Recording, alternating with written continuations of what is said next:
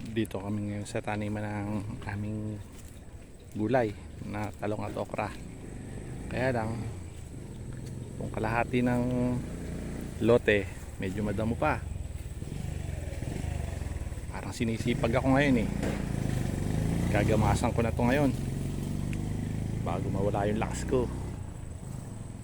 Ayan, sobrang madamo.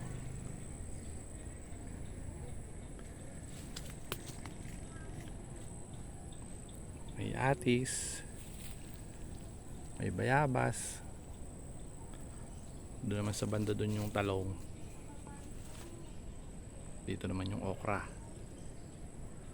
Ayun, malalaki na yung puno ng papaya.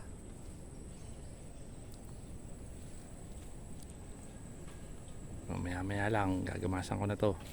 Tingnan nyo naman ang resulta pagka nagamasan ko na to. Mamaya ulit ha.